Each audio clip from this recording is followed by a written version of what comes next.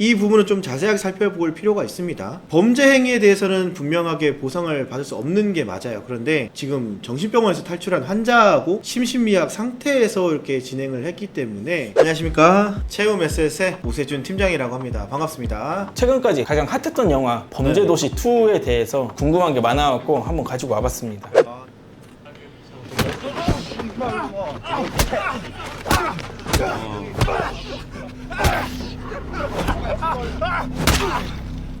베트남에서 회장 아들이 차 안에서 상해를 입는 장면인데요. 외국에서 상해를 입거나 이렇게 질병이 발생했을 때도 보장을 받을 수 있습니까? 상해나 질병이 발생을 했을 때 보장받을 수 있냐라고 물어보셨는데, 보장받을 수 있는 담보가 있고 받기 어려운 담보가 있고, 만약에 해외 나갔다가 우연찮게 병원에 가게 됐는데 뭐 암 진단이나 이런 걸 받았어요. 그런 거 같은 경우는 해외에서 진단 받나 우리나라에서 진단 받나, 암은 암인 거잖아요. 그리고 암에 걸렸으면 무조건 1,000만 원이든 2,000만 원이든 찍힌 금액대로 줘야 되는 정액형 담보이기 때문에 이런 담보들은 보장을 받을 수가 있다라고 말씀을 드릴 수가 있을 것 같아요. 그런데 이제 실제로 우리나라에서 병원을 가게 되면 의료 혜택이 좋다 보니까 내가 내야 될 금액이 적죠. 근데 해외 같은 경우에는 의료보험 혜택이 있다고 해도 우리나라 사람들은 여행객이다 보니까 안 될 가능성이 높잖아요. 그러면 병원비가 높게 나올 텐데, 이럴 경우에는 실손으로 보상받는 담보는 보상받기가 어려울 수 있다. 왜 어려울 수 있다라고만 말씀을 드리냐면, 2009년도 7월 이전에 가입한 실비 같은 경우에는 해외에서 발생한 의료비에 대해서 전액 보상은 하진 않지만 40% 정도 보상을 받을 수가 있거든요. 그런데 이제 그 이후에 가입한 친구들은 안 돼요, 실비가.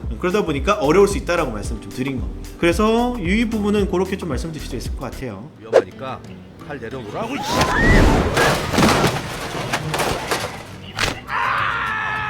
야, 빨리 데리고 나가.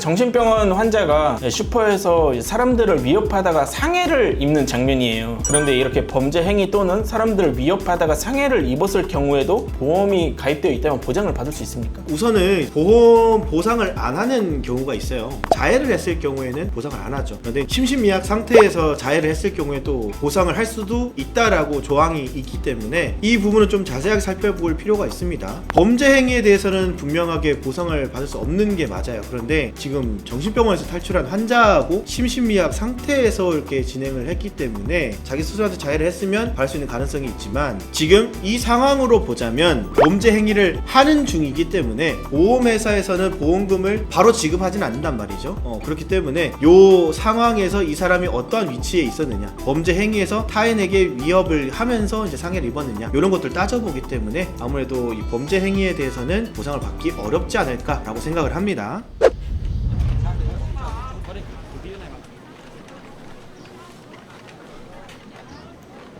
이 장면 무시무시한 장면이죠. 실종된 해외 여행객들이 땅속에 묻혀 있다가 파헤쳐진 장면인데요. 가족 입장에서 실종만 되었어도 사망보험금을 청구할 수 있습니까? 실종 상태만으로는 사망보험금을 청구할 수는 없습니다. 실종 상태가 있고 실종 선고라는 게 또 있더라고요.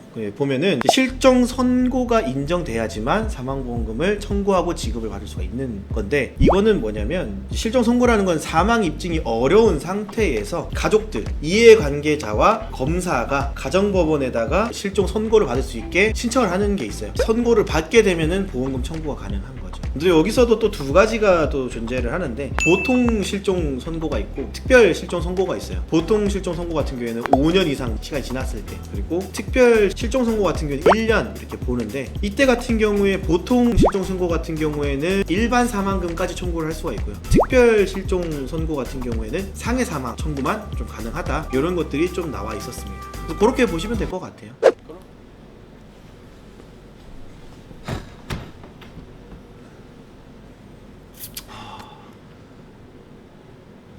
보면서 손석구 씨 연기를 너무 무시무시하게 잘해가지고.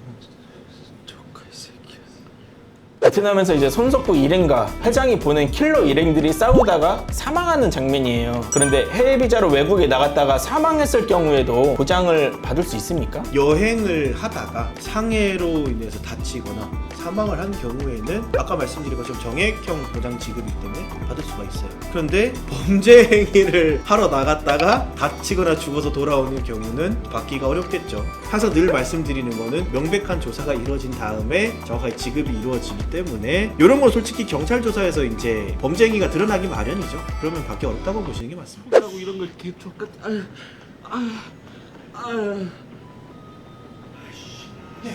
이제 마동석 상사가 베트남에서 손석구 일행과 싸우다가 상해를 입은 장면이에요. 칼을 맞았죠. 근데 고위험 직군인 경찰은 보험 가입에 제한이 될까요? 일단은 무조건적으로 가입이 어렵다라고 보기는 좀 어렵고 강력계 형사분들도 보험 가입이 가능은 하세요. 고지를 하면. 물론 그거를 고지를 함으로써 상해 쪽에 대한 담보에 대한 보험료가 조금 올라가든지 비위험 직군이 가입하는 보장 금액보다 적게 가입이 되거나 둘 중에 하나죠. 그리고 이런 경우 같은 경우에 어쨌든 그냥 일반 일상생활에서 발생을 한 게 아니라 본인의 업무 수행을 하다가 상해를 입은 거기 때문에 또 이런 공무원들은 또 단체 보험이 또 들어가 있잖아요. 그런 부분에서도 충분히 보상이 이루어질 수 있을 것 같습니다.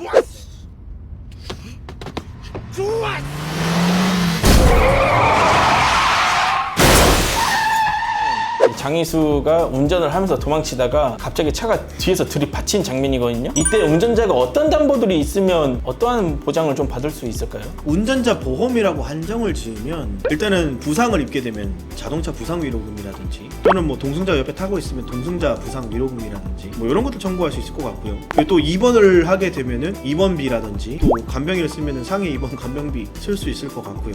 상해 쪽 담보는 일단은 교통사고도 상해 쪽이잖아요. 그렇기 때문에 운전자 보험 안에 상해 쪽도 들어가 있고 자동차 부상 위로금도 들어가 있다라고 하면 해당하는 건 싹 다 받을 수 있겠죠. 범죄도시2 저도 정말 재미있게 본 영화기도 하고 영화관에서 봤을 때 그냥 편한 마음으로 좀 봤는데요. 또 이렇게 컨텐츠를 하기 위해서 보험 설계사 입장에서 보니까 보상이 될 것, 안 될 것들 이렇게 많이 또 구분이 되기도 하고 설계사 입장에서 보면은 모든 것들이 새로운 것 같습니다. 또 이제 영상을 보시면서 궁금하신 것들이 있는 분들은 뭐 댓글로 달아주시면은 친절하게 답변 드릴 수 있도록 하고요. 네, 오늘은 여기까지 하도록 하겠습니다. 감사합니다.